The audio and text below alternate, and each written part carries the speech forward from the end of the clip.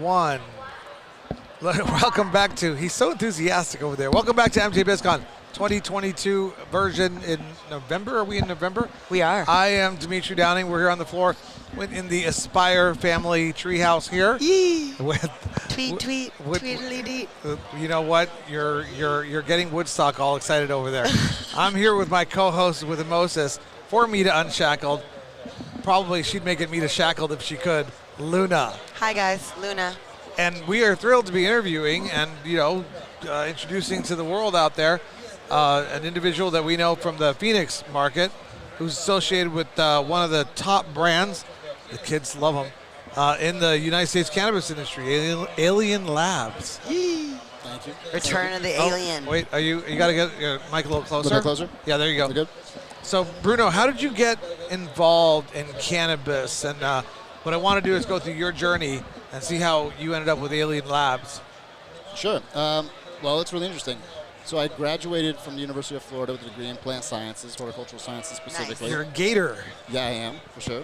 And the intention was always to get into the cannabis industry. However, at the time, this was like 2014. Plant Sciences 2014. Yeah, it wasn't legal in Florida yet, and it was on the ballot, but it did fail that year. So ultimately, I didn't have the opportunity to get straight into the industry, and I ended up doing some landscape management at the time. It was the only thing really similar to my industry that was kind of around.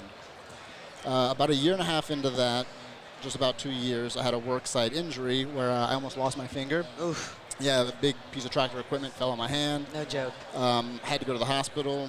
Naturally, that resulted in a drug test, and came out for positive for marijuana. Jeez. So my employer at the time kind of gave me an ultimatum.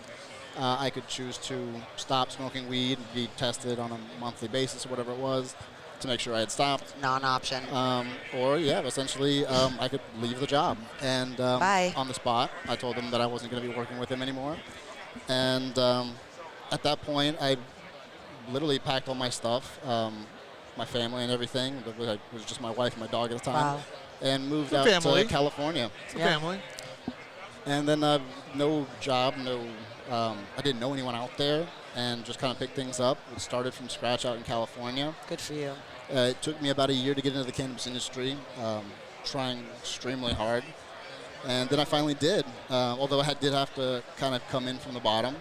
Yeah, you better. The only thing If you ain't from here, you better work.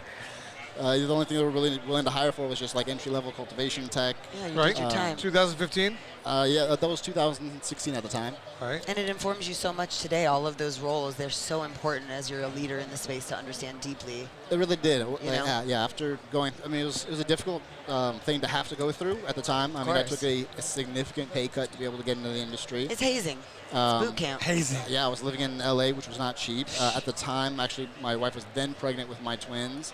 So having to go, from a significant, a decent salary to $14 an hour, as I think I was making in California, having to drive 2 hours, 3 hours back from work every single day, it was hard.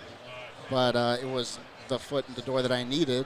And within You 2 drove years, 2 hours every day? 2 hours, 3 hours back because of traffic. Yeah, and It's famous for a reason. by the end of my 3-year term at that company, I was head of cultivation for one of the largest facilities, and that was when Alien Labs scooped me up. They offered me the position to basically start out their cultivation in Arizona. And pretty that cool was job. An Right? opportunity I couldn't pass up by any means. And I was tired of living where I was living, to be honest. I was looking for ideally somewhere near by the beach, because that's Yeah. where I grew up. But Arizona's warm enough, so I hang out by the pool a lot. So, Awesome. Congrats. so tell us a little bit about Alien Labs, because obviously you're here representing them, which is fantastic. Connected. I'm a little confused about how the name works, and about the origins. What do you? Oh, she needs. They always just need my credit card. They always just want money. That's kind of what it is. But it's developed like a cult following in the industry, and it's just so popular. What is it that draws people? What is it that differentiates it, that makes it so special? Well, they both came out of the legacy culture, right? The traditional market. They made that transition into the legal market, and they were able to maintain some integrity, some truth, a strong connection with that culture as they Right. transitioned into the industry. And I think that's been the big key to success. I mean, obviously focusing on the genetics, which is where everything is as far as Absolutely. growing cannabis. I think there's one of the big mistakes that a lot of other companies tend to make is they focus on basically growing what's popular versus trying to find what's the next big thing. Thank you. And that's something that we're very heavily invested in, and it's Yes. it's not an easy investment. It takes a lot of time and effort. And It's the I only can way to only- go, though, is slow and low and with integrity. That's why Alien Labs is Absolutely. where it's at. And I can't imagine how much we, Caleb, and Ted, the founders, have to smoke to be able to pick out all the new stuff and kind of more or less decide Ted how the has market's no going to be problems putting down THC. Dude. going. No, he doesn't. He's an all-day dabber. No, I imagine yeah, you've met absolutely. Caleb or Ted somewhere along the way. Absolutely. Yeah, I mean, I'm an Emerald Cup. I've been going for, a decade, and Alien Labs always has a line out and around all the way. I mean, the heady community and the respect around the pheno hunting and just remaining relevant and listening to what's we in the medical model, when you guys really started, it was just the grower, the patient, and the dispensary. There wasn't like a buyer watching Instagram that then told the grower what to buy. The patient would really just get whatever the grower believed was the best, or it was biodynamic for that, terroir or whatever was going on. And now it's kind of a backwards engineering that's been happening where it's just about hype. Exactly. Everyone's recognizes that hype's important, so then they invest so much in the marketing, packaging, and whatever that is. Right. But if you don't have the product behind it, it just ultimately, you see a lot of examples where it just doesn't take the brand very far. Right, and there's flashes in the pan, right, where it's like there's no consistency. So at least with Alien Labs, like, you're going to come out with new things, but also that long-term goal is there, instead of these people that are just popping up, spending a ton of money and marketing, and then they go to get a reorder and they didn't have a good relationship with the farmer, or they're not supporting sell-through in the dispensaries like you guys do with your PADs. And oh my God, I just said PAD. That's like a 5-year-old term now. What's PAD? Demos. We used to call them patient appreciation days, but patients nice. died. That's right. When 64 passed, the word patient died. You were literally, as a brand rep, not allowed to say it Really? because it made the medical there was never recreational wasn't a thing. That's just a tax control and regulate lexicon. Right. So flower, Alien Labs Connected. Which the name? Which is it? I don't. So Connected was the original brand that then joined with Alien Labs joined in with Connected. Okay. I believe that was somewhere around 2019, where Alien Labs kind of came on board. That's a very interesting story. I think on First Smoke of the Day, there's both podcasts with Caleb and Ted, and they go through the history of either brand and how they came together. But yeah, it's a very It's interesting awesome. story that Should formed reference to this. another podcast. Yes, it's the excellent. whole If you guys story don't over follow there. First Smoke of the Day, definitely check it out. And, So get the whole story over there. Yeah, and ultimately came together and created this force that is Alien Labs and Connected. Now you guys, is Alien Labs Connected doing obviously flower, but are you guys doing other products as well? So in Arizona, we're looking forward to releasing new SKUs. Absolutely, we're in the process of looking at different options and seeing what the best route's going to be. But yeah, we absolutely plan on bringing more to the Arizona market than just flower. And how many states is Alien Labs in at this point? At this point, we are in California, right? That's where we started.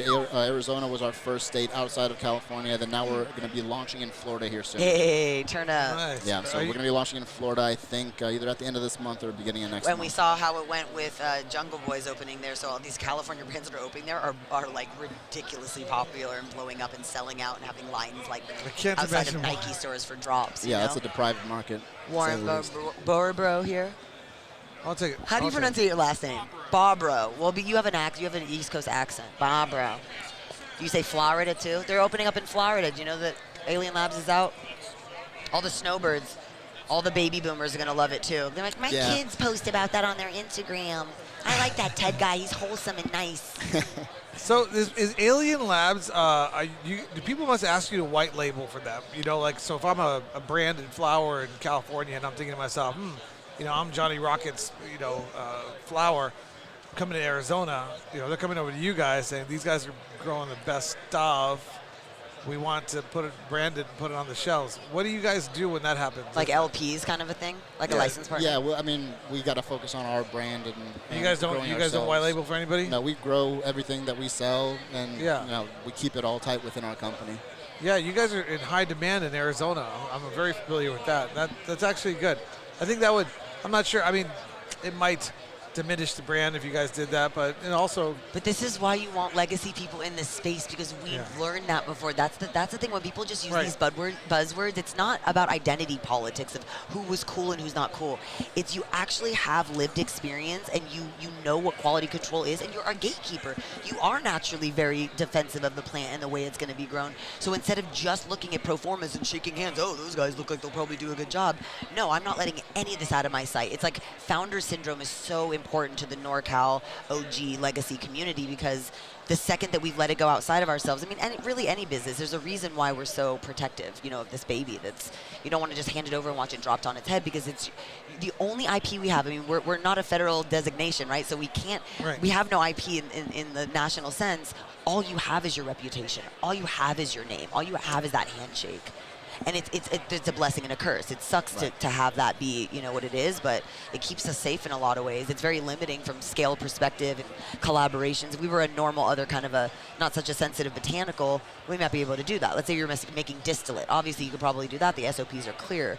But the love, the energy, like Ted and them walking through and talking to the plants and having done so many grows, like that's what a true master grower is. You can tell in your soul where the plant's at. That you can't learn that from YouTube University or some program. It takes experience, for sure. Can you teach that? Teach experience, that's difficult. But how big is the company now? I mean, how many hundreds of employees? I mean, yeah, well, we're well over 100. Yeah, I couldn't give you the perfect number right now, being that I work on this little island, Arizona. Yeah. We just know mostly. But they put you in charge of the cultivation in Arizona. Yes. Yeah. Well, in Arizona, we're about 40 employees or so, just under 50. I mean, that's incredible. That is the reputation of the brand. You hold a big responsibility there. Yeah. No pressure. Don't fuck it up. Yeah. No. How's it going over there in Arizona? Great. Yeah. Well, it shows the weed doesn't lie. That's the thing, is he doesn't have to say shit. They just wait to get it in the little baller jars and try it out. Yeah, and it's looking great in the stores. I think he's judging again this year for Emerald Cup. Is he? I think so. Cool. I think I saw him somewhere, yeah. We were just at the Lumpies event, Lumpies distro up in Sacramento, and he was there, and it was a California's finest cannabis competition. Nice. It was a great event, yeah. Yeah. So we gotta hustle up here because we got this really crazy schedule. But I'm glad we got to introduce you to the public out there. Yeah, absolutely. I mean, everybody knows Connected Alien Labs is the buzzword in Arizona, the best flower, the most expensive flower too. Oh. But that goes with the fact that it's the You best. get what you pay for. What can we say? Yeah, I know, but that's good though. I mean, it's a good thing. So it was great that we got to introduce you, and we look forward to seeing you around Mita and stuff. And I mean, the success of the company. I mean, one day people in Spain will be, demanding Alien Labs. It's already happening. Oh, yeah. Well, Big time. We have Cannabis in Berlin coming up. We hope to see you guys out there. And you go into little clubs. Yeah, we've been out there. You go into little clubs, and they have, like, California weed. They don't even call it Alien Connected. It's California weed. They just call it Cali. And in Germany, Cali. they just kept calling anything high grade or indoor was just Cali. It was synonymous. Sure. You know what we should do? It's wild. Is we should get you can't do this legally in Arizona, but we should get, like, a plane load of Alien Labs weed and just fly it over to Spain. Yep. Just get rich and retire. Yeah. Yeah, if you can figure that out. We'll make it happen. Have fun. Wow, this is really an unshackled show now. We didn't do it yet. No. If we did do it. It's very light intent. Yeah, there'd be like conspiracy to potentially commit international cannabis, whatever. Who cares? Can I just add one little fun fact about that? Last time I was in Spain, I actually did get arrested. I got a DUI for having cannabis on my tongue. Okay. Remember a few years ago they said that they had a tongue test? They tested my tongue and it came back positive for cannabis. They impounded the vehicle. They detained me. It was a whole thing. Wow. But it was just an infraction. All you had to do was go to the ATM and pay it off. But it's interesting, like when you leave, they have different. It's a really different world out there. So be careful, you guys, when you're traveling. Don't be Britney. Britney got, it's still crazy out here. And we can talk about the other arrest on Mita Shackled. Yes. Thank you for joining us.